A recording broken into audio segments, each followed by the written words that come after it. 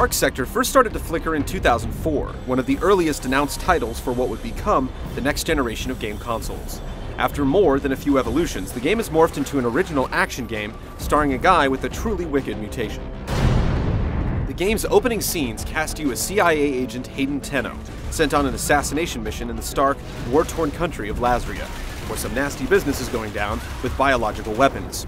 These missions are never easy, so of course you'll have to shoot your way to your next target using a Gears of War-y cover system, Resident Evil 4-style gunplay, and the weapons you take off dead enemies.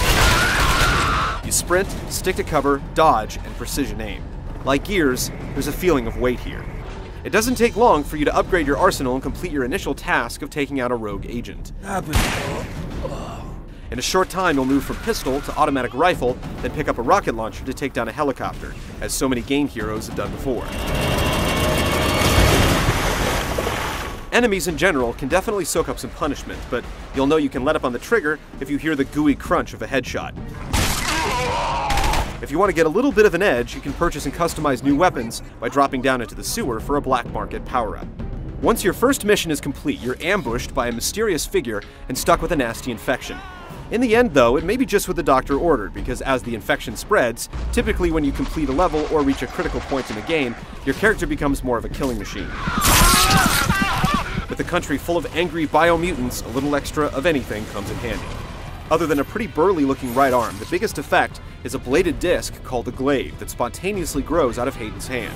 So it's not just a weapon, it's actually a part of you that lets you perform brutal close-up finishing moves and attacks from a distance. The first ability you gain lets you execute a power throw, sending that nasty bladed part of you off to cut off a vital part of your enemy. It's not quite an even trade though, as you always get your part back. You'll guide the glaive in flight using the analog stick, or 6-axis tilt controls in the PS3 version. In addition to severing limbs, the glaive can also temporarily absorb electricity, fire, or cold.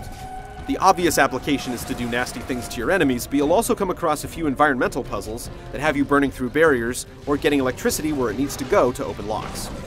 This isn't Zelda, the focus is definitely on combat, but there is a little more to Dark Sector than shooting and slashing.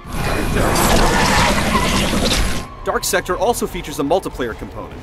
One mode lets one player per squad wield the power of a Hayden-style super mutant, while another has everyone teaming up against a randomly selected super mutant.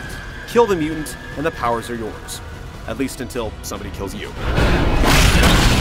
It looks to multiple sources for its inspiration, but Dark Sector has made interesting choices to define its identity and brings a nice assortment of weaponry to the table to boot.